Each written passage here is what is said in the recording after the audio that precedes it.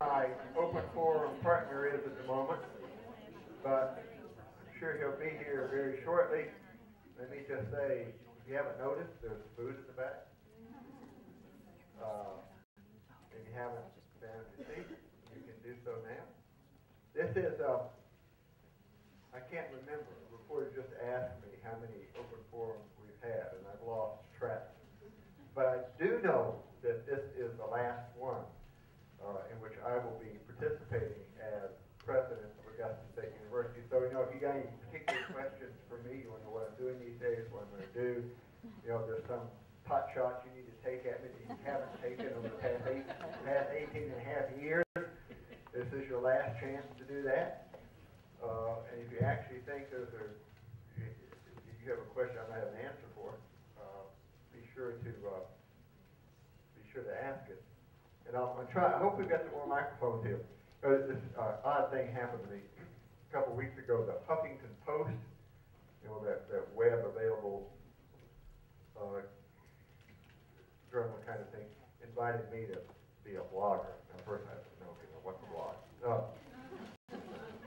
So I decided I would do that, but I wasn't going to do anything very controversial, you know, like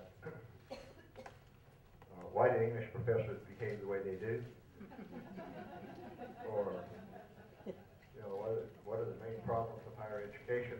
So I thought I'd just write about in this blog about hearing impairment. You know how. You know, I see all these things. You know, people assume they can be heard, but they can't really be heard. I try to pass the microphone around. Even when Andy Hogger used the microphone, you know, make sure everybody gets heard. Think of all the things that are said in classes. You know, how much information is passed from teacher to student through the human voice. And I know from my own experience, a lot of things don't get heard. You know, so the title of my little post is Education Amplified. And it's really surprising to see all the responses to it. Some people thought it was just kind of silly. But the people who are hearing impaired who replied to that post, it really touched them because they know that there is a problem out there. You just cannot assume because you hear what you're saying that everybody in front of you is hearing. So my point was that if we had amplification in all classes, and I think it would be a little microphone for every student, because what the students say is sometimes just as important or more important than what the teacher says. Would probably make some kind of improvement in education. But anyway, so that's my first experience with the world of blogging. I got a lot of responses too. So maybe next time I'll deal with this question: why English professors behave the way they do. So here we are. It's June. Consolidation is to occur in January. We're kind of at the stage where we're trying to make everything work in the best way possible. So let me. Anybody see Dr. Azziz on the way? Okay. He's on the way. All right. But, you know, the floor is open for anybody to ask any question or say anything they'd like to say. You know, your last pot shot at Bill Bloodworth, and that's what it is. Except, you know, you have to use the microphone.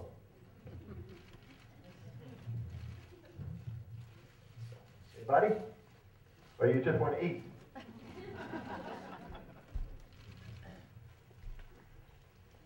Let me ask a question. Let me just say, you know, since we got a new person here, we got the new. We've actually got two kind of new deans here, but Sam's not very new. So we got Dr. Cindy Chance here as new dean of the College of Education. Let me just ask her to say something. I don't care what she says, but it's the first time that she says something in front of a bunch of colleagues at Augusta State University.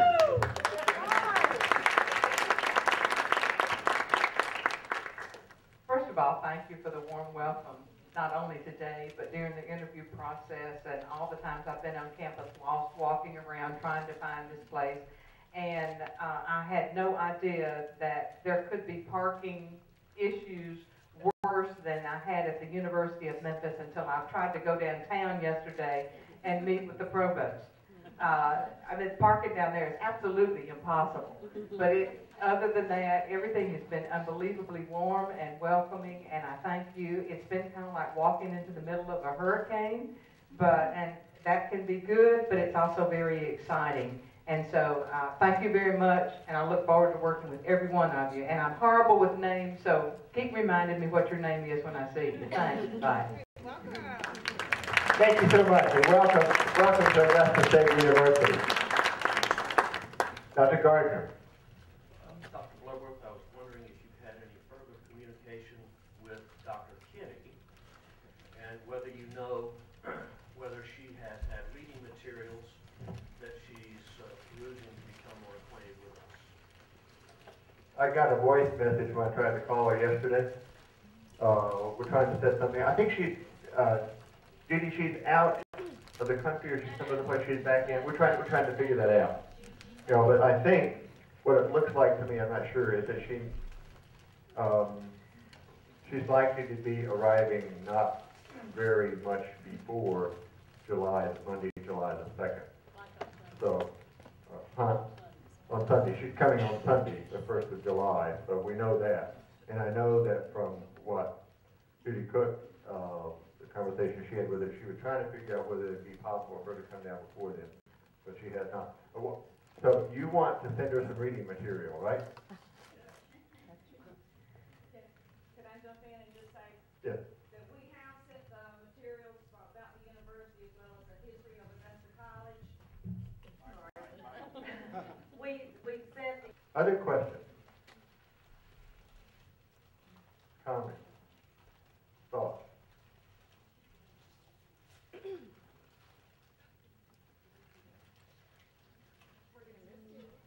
Oh, come on, cut that out. You know, one of the things that happens here is we you know, these forums and other things we get, and I'm sorry, had I thought about it today in the last forum, I probably would have worn my physical pants shirt, but I didn't know. You know, I didn't want to show off in that way. But we have our folks in physical pants often with us here, but they hardly ever say anything. Would one of you like to say something? Huh? You can elect a leader to say something? Huh? You're here, you listen well, you look good, you do a lot of awfully good work for us. Donald? No singing. I'd like to say that in the last 5 years that I've been here, from the beginning that I first met this man here, I could tell he was a great leader, and he knew exactly what to do and keep this university running the way it should be running. So I just want to applaud you for that and say thank you very much.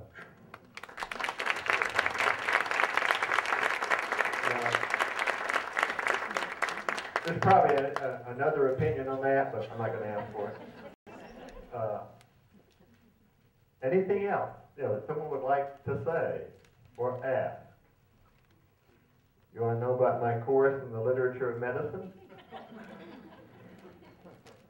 The purpose of which is to produce better writers, better readers, in some cases maybe even better doctors and better patients. So, Dr. Whiting. Dr. Bloodworth, since this is your last public forum, you're in a unique position to talk to us about, as we move forward with consolidation, what are the key things that we should not forget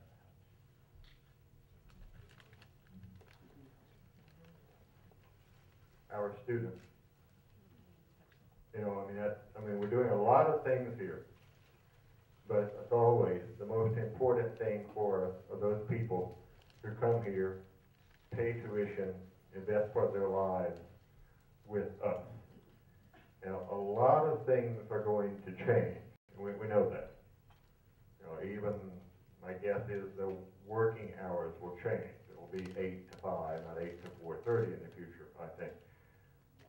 What's not going to change dramatically in any way will be the needs of our students. And I think for the foreseeable future, we're going to see, there may be some changes over time. We're going to see the same kind of students. We're going to need to do the same kind of work. We're going to always be trying to do it better. So, yeah, that may seem like a kind of superficial answer, but I don't think it is. Now that's why we're here. And that's why we do everything that we do. And that's even why we have people working for physical plants to make this place work for our students. And so we have to stay focused on that. I mean, all the questions are going to be about administrative things and changes and so forth, but still our students.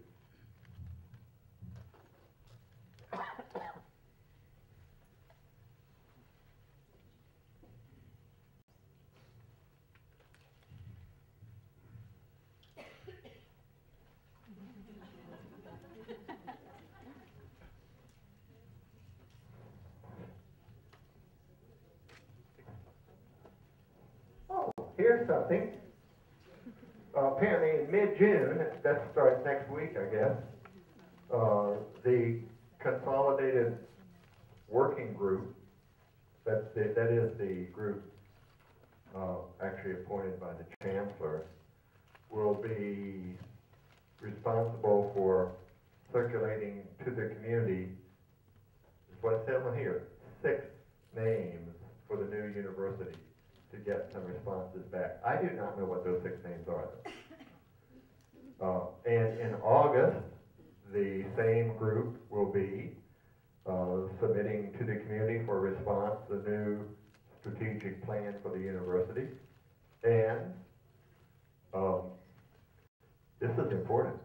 The Consolidation Working Group, those people appointed by the Chancellor, approved as the mascot of the new university, the Jaguar. Over there. May I ask a question? Presumably the CAT committee has been meeting since the last time we had an open forum. Can you bring us up to date on any decisions made, organizational charts, that sort of thing? Dr. Azziz and I are not allowed to be a part of those meetings. You know, we had this little problem here at one point early on when one of us was there and the other one wasn't there, and someone thought someone had more influence than the other person and so forth. So we haven't been attending them, but Dr. Kaufman might be able to answer that question. You got any news from CAT? Gretchen Kaufman, so, you know, what, 7 months away from being our provost? Thank you. We have been very busy, the CAT team, and I have a number of our members here with me so they can jog my memory as to things that we, if I forget them. Some of the things we've been tending to a lot, and I know many of you are waiting to see what ultimately we'll get from that work product, is all of the organizational charts from the various units that have been submitted through those 53 work teams. We do have now 53, I think I'm right, work teams, and 30 sub-teams under those. So there's a lot of folks doing a lot of things to get the devil out of the details, as it were, in terms of this consolidation. And some of that, of course, is near and dear to everyone's heart, is the organizational charts.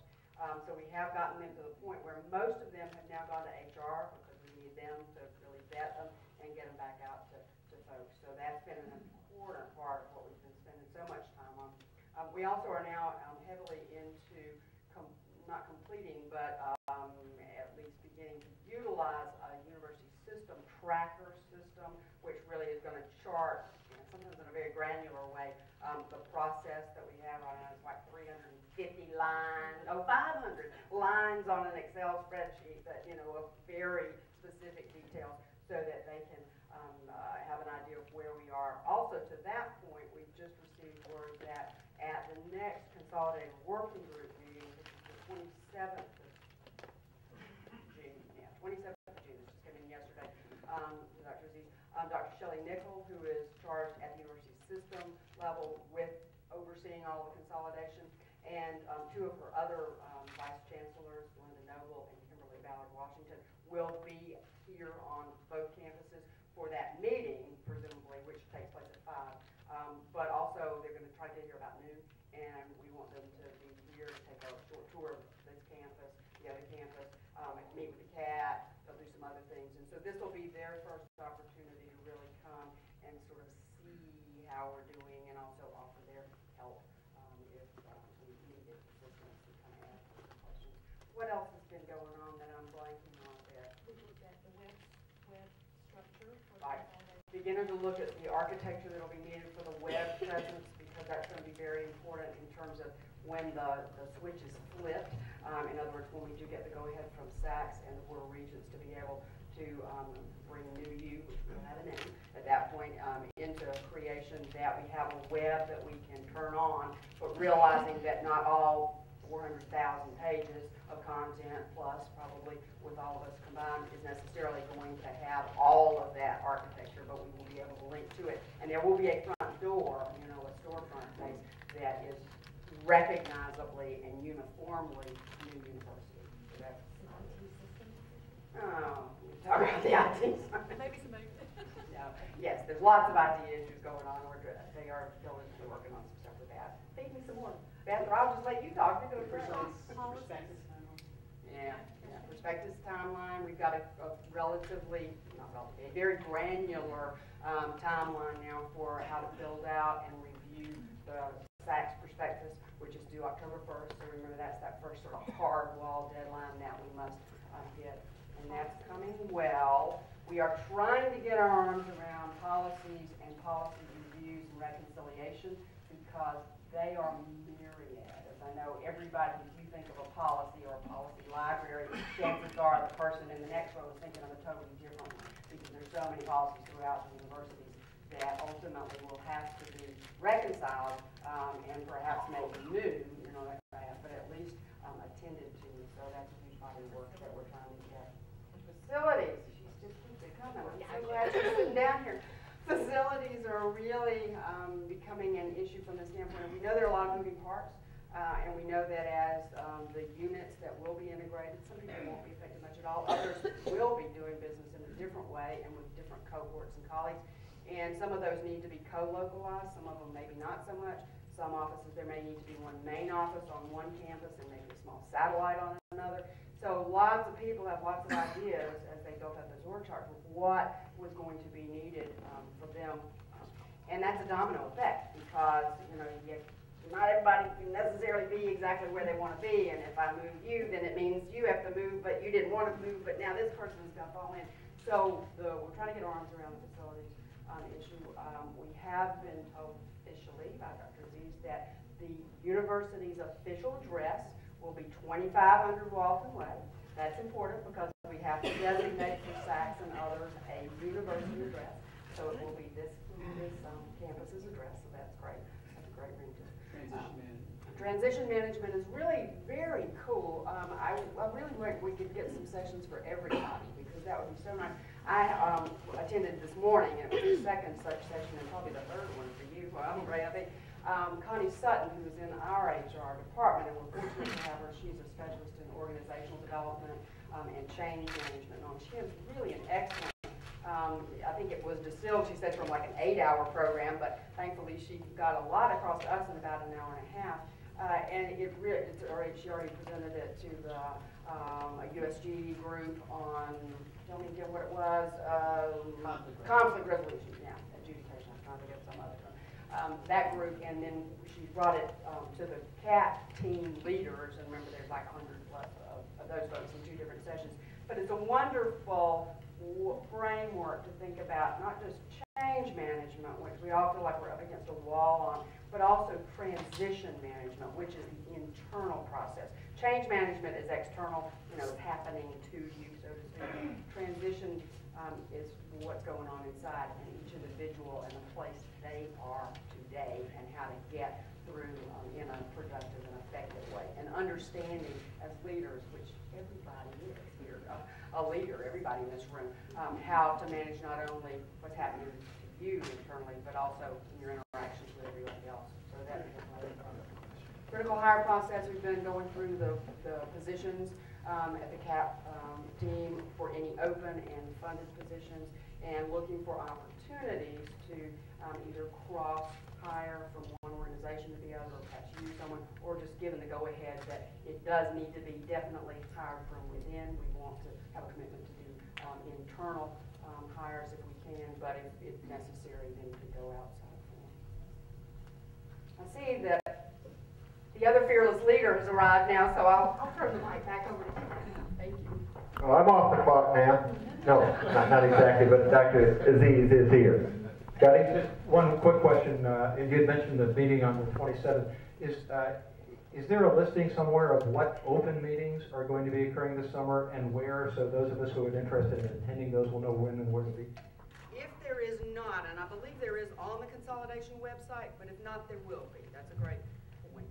I believe they're there already marked, but I'll send you that link if you don't. I'm sorry. I just Well, Dr. Ricardo Azziz is here. They've been asking some questions and saying some things, and saying ugly things. Needing right? I've answered all the hard questions. Nothing but softballs from now on. So I apologize for being late, but I was actually seeing patients. I can see patients half day a month, and sometimes it's more complicated than others. I can't just run out and say to them, you know what, sorry. Because I still am a doctor at times. But I apologize if you waited. I'm happy to answer questions. I can tell you a little bit what's going on, but since I don't really know how much you've already talked to, I don't want to waste very much telling you what's going on and see if we have questions about it. Of course, I do know that some of you get tired of hearing, well, we don't really know. And the answer is, if we don't really know, it's because you're going to be part of the process. You're going to be part of the solution. And it isn't like we've already preset our ideas and decided we're going to go in this direction or not.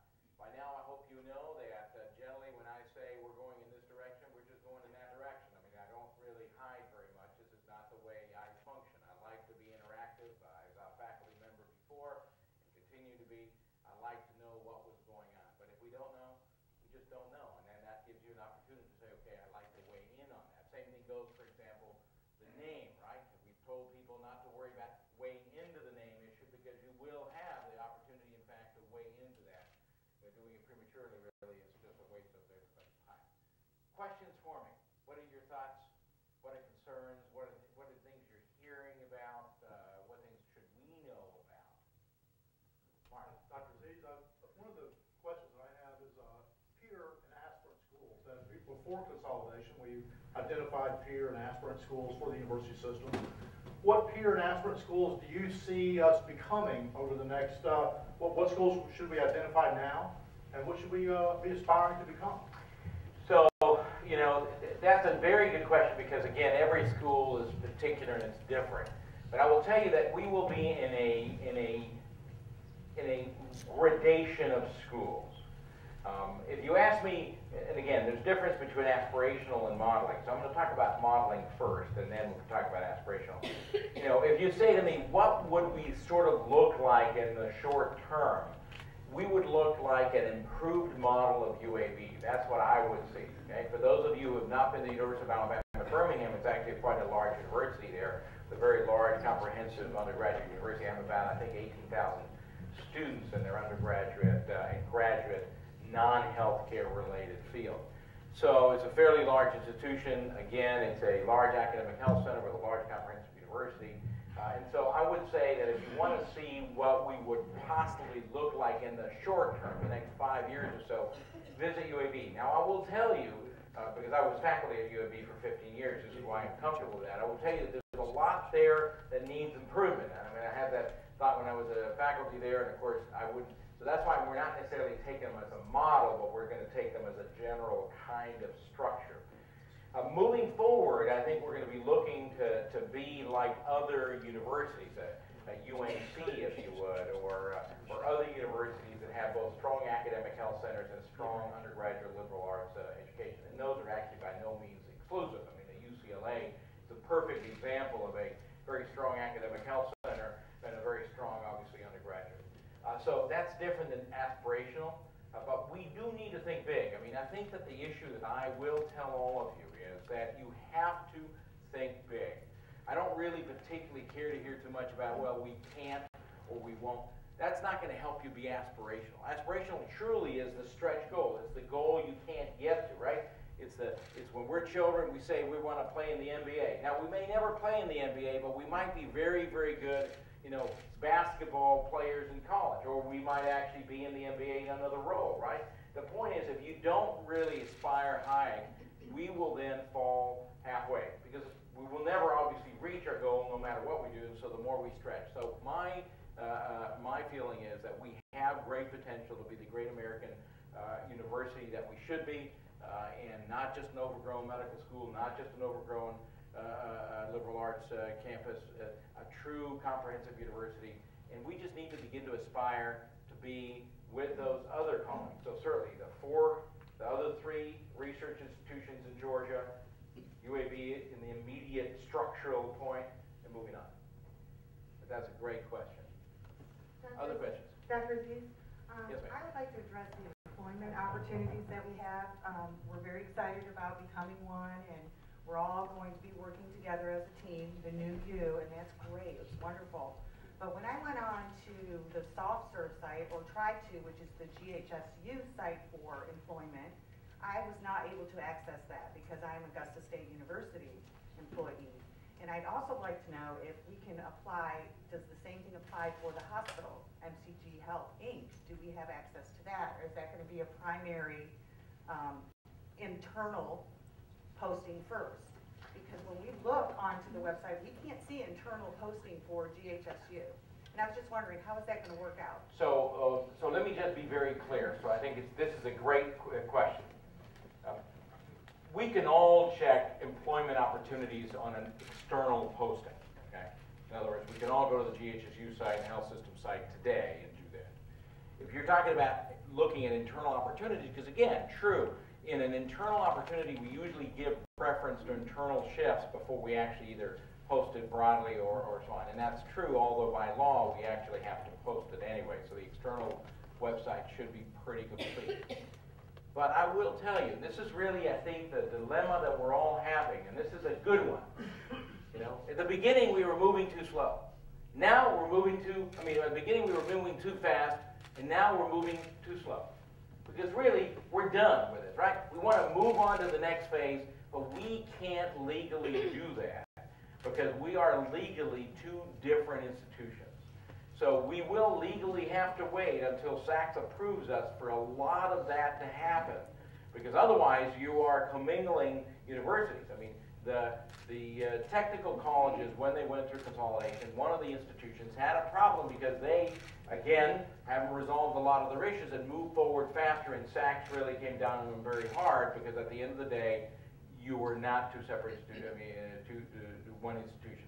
So the answer to that is we will have all of that, but in fact, all of those are great promises of this institution as we become one. But we still have some firewalls to maintain. Remember, one of the reasons, for example, that we have an interim president coming in, right? Dr. Kinney, who Bill and I are very anxious to meet, and we hear great things about, is because it is a separate university. Can I just? Yes, absolutely. One of the things, remember Dr. Bloodworth said that they weren't allowed to get CAT team meetings, whatever the president said. So one of the very recent things that has come through HR that I alluded to before you were on is that we have gotten permission to cross-list. So it won't be that you will actually be able to access Georgia Health Sciences and the Converse, but any of these new positions that we were talking about or vacated positions that will be open will be cross-listed to both campus sites. And so that's a new thing that we're trying to do as much as we can to really, create that, because at the end of the day, we will be one. And it's not just to be one for a month or two, we'll be one for the next, decade, 50, 100 years, however long we continue to be in existence, which of course is, in our history, hundreds of years. So it's not an issue. But we have to follow a certain process. But that's a good question. Other questions? Yes, ma'am. Hi, I'm Maria Darley with Study Abroad.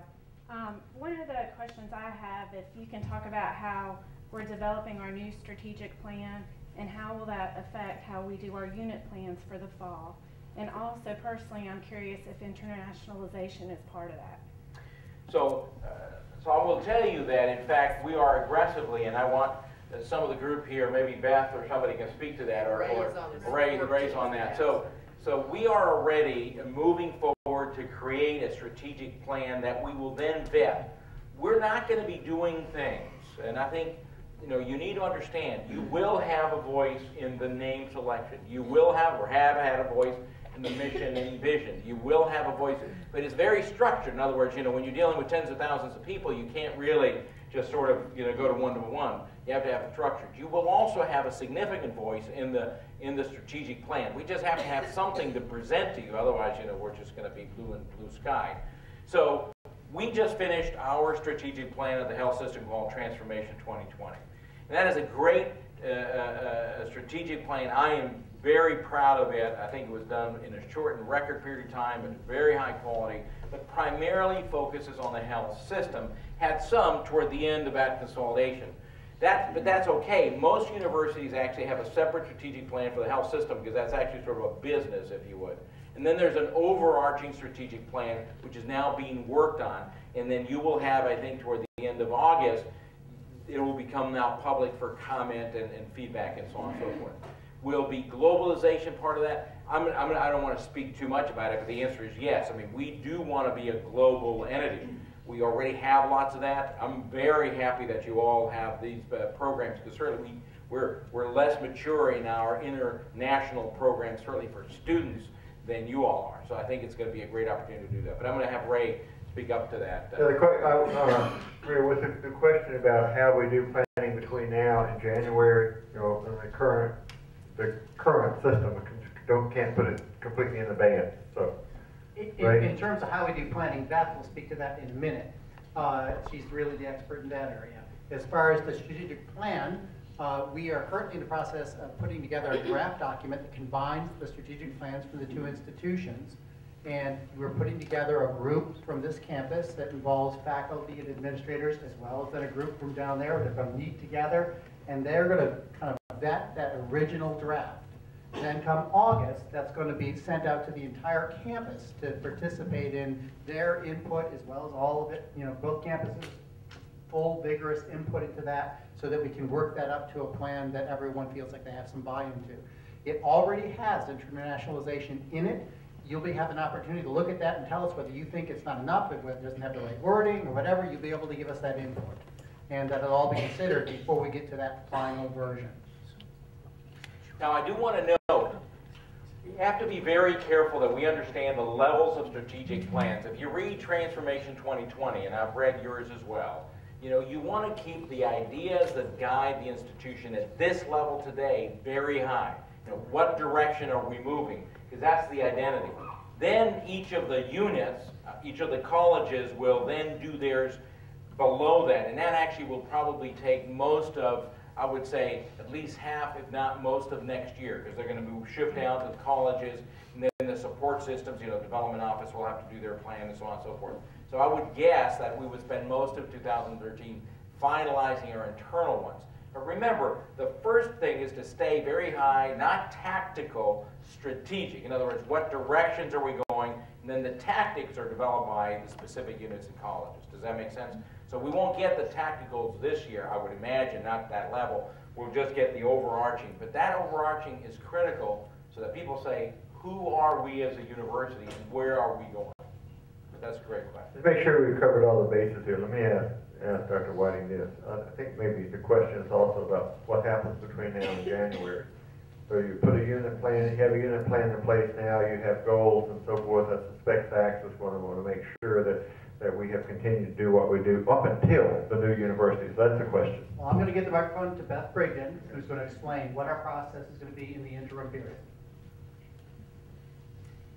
Thanks. I'm Beth Brigden. I'm from Georgia Health Sciences now. I'm Ray's counterpart there. And we've been working together to try and harmonize our processes and our plans. Let me have my back to y'all. I apologize. The unit planning and assessment pieces that we'll be doing, we actually are going to seed some of the templates for you based on what the work teams have already submitted to the Consolidation Action Team. This is what we did for Georgia Health Sciences last year, is we took a lot of the initial activities that we had at ESP and in the initial phases of Transformation 2020.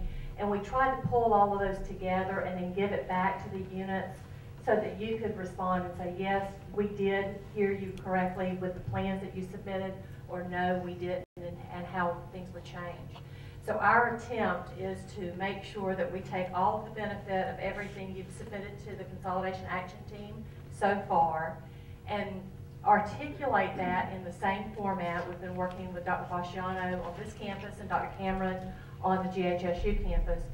Send that back to you in the standard template that I think you're familiar with because our templates weren't that different.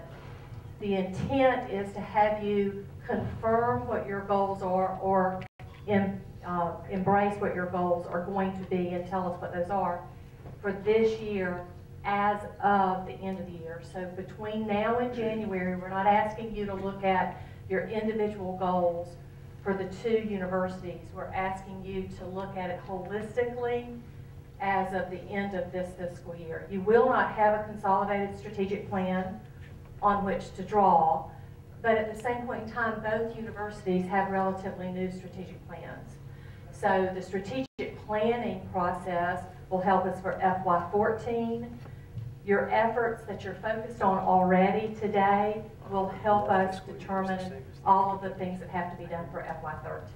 Does that Remember, strategic planning is important part of the SAC's prospectus submission. So we need to have some idea, certainly of the visit in the spring. Yes, and the timeline for strategic planning actually is going to address that. How many here have read the Transformation 2020 and the ASU strategic plan? How many people have read the ASU strategic plan? Let's start out with that one. All right. And then how many people have read Transformation 2020? Okay, great. If you read it, you'll find out that actually there's not a lot of things in conflict. It may have to be complementary. There's some things missing in one or the other. But there's not a lot in conflict. And that's why I think at the end of the day, you'll see that it's actually not that hard. Other questions? Let me just add to unit planning that for academic units, your student learning outcomes and everything that you've been doing will continue exactly as you have been doing them. The part that Beth was talking about is that part that's related to the strategic plan. But nothing she said should suggest to you that you should stop assessing your student learning outcomes. You need to keep doing that. You are a university. You need to keep running like it is, yes. Other questions? Okay. Yes, sir. One of the things that you mentioned going forward is that we will need to bring people to the university in order to grow the university. But it seems like we have a bit of a dilemma. One of the things that we'll need to do to make that shift is to have places to put them. I know that ASU is approaching capacity. We're not quite there yet, but maybe one of the critical pieces of infrastructure that we're missing is sufficient residence halls for making that transition from a commuter university to a residential university. What are some of the opportunities that we have going forward to make that sort of thing happen? So I think you're absolutely correct. I mean, remember that I've said before, the potential for growth is really going to be primarily on this campus. And I say this campus, but it really is not. It's not about place, but it is these programs that have the greatest potential for growth. You know, we want to continue to grow the health system, the health-related professions, but again, we're talking about adding 700 or 800 students to that as opposed to adding 4,000 or 5,000 students to that. So the growth is here, you're absolutely right. How do you grow it? Well, you can certainly continue to attract more students from the local area, more commuter students, and we're seeing that.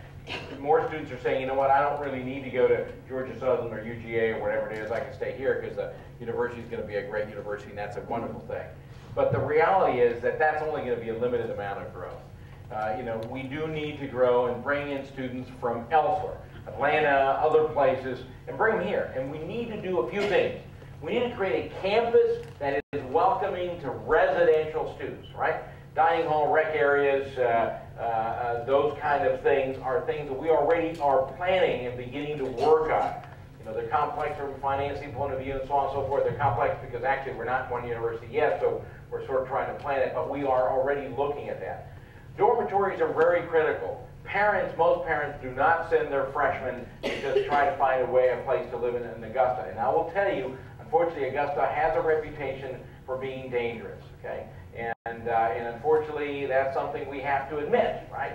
And so we will need to have residence halls on campus here as well, mostly for freshmen, I think, because we're going to run out of space otherwise. and so on. But we also have to do a couple of other things. We have to look at our academic space.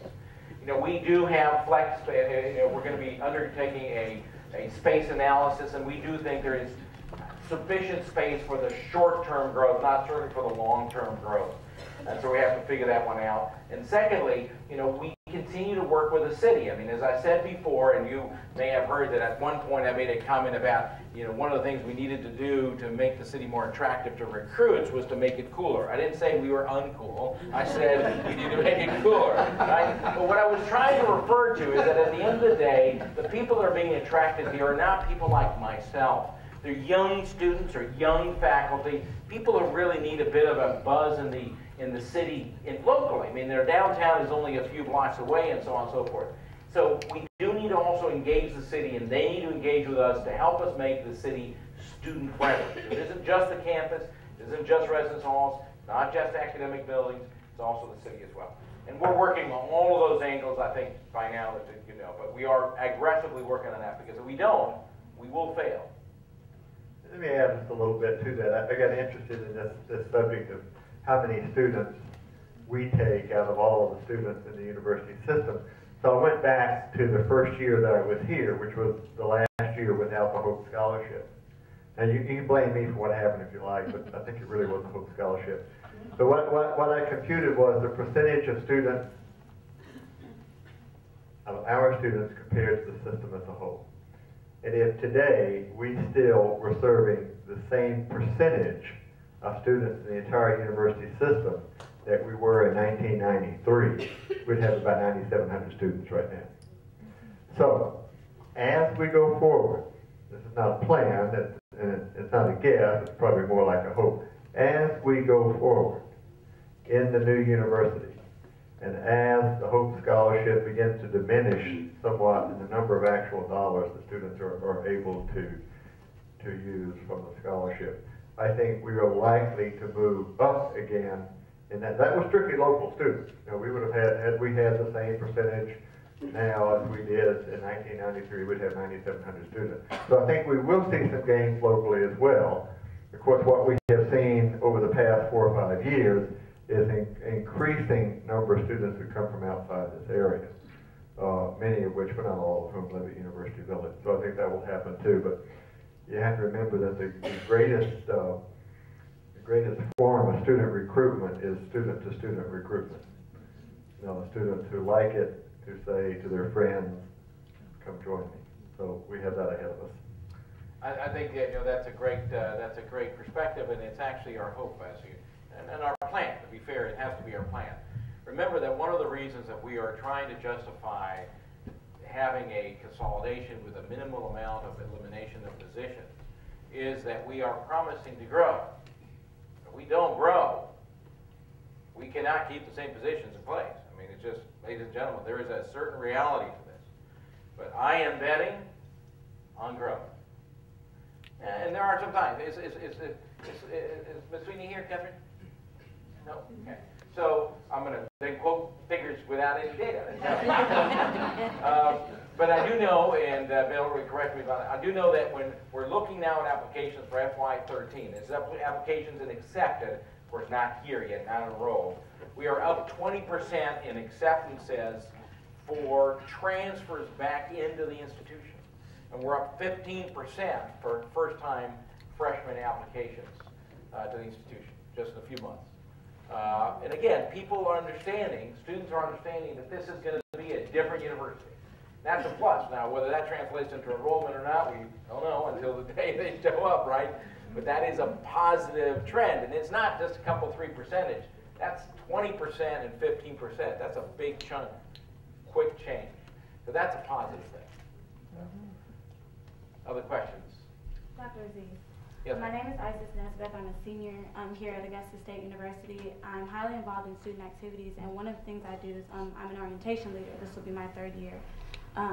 Well, it's actually my 4th year now. So I really want to touch on what Dr. Bloodworth said about student-to-student recruitment. One of my favorite things about Augusta State is the organizational culture, being that I work here, I'm a dedicated student, and I'm very highly involved in student activities, and I spend the majority of my day on campus. I just wanted to know what us as students can expect to get out of the organizational culture with the changes that we're excited about, but we still don't know a lot about. Having to speak to those students as soon as they come. We're the first people that they see when they come to ASU, and we want to explain to them that we're very excited about consolidation, but we also don't have a lot of information on it. What can we tell them about the organizational culture, things that they can look forward to about becoming a larger school? Let me try to answer that for you, because I think I can give you the right score. We're consolidating with a university that has, up to this point, had precious few undergraduate students, which means that we are the place where a lot of student activity and student engagement has taken place. We are the place that will bring to the new university people with the talent to make that happen in the new university. So Dr. Joyce Jones, Mr. Eddie Howard are going to be largely responsible for that in the new university.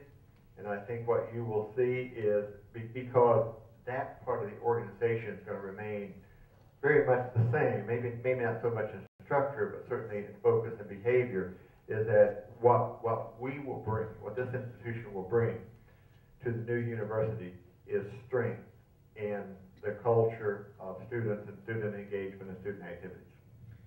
I completely agree. I mean, you know, we are trying to leverage the strength of both institutions. This is why we are going to be better. We're going to be stronger. We have a strength in graduate studies. You have a strength in undergraduate studies. You know, we have a strength in healthcare revenue and enterprise generation. You have a strength in undergraduate student life, you know, and so on and so forth.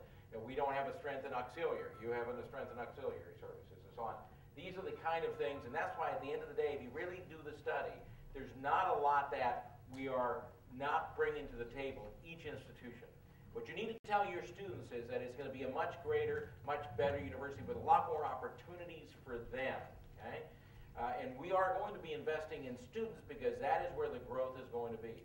Is the culture going to change dramatically overnight? Dr. Bloodworth is correct. I mean, the culture of the undergraduate campus is going to be the undergraduate campus. We will begin, however, to try to cater more to that residential student rather than that commuter student, and that is completely different.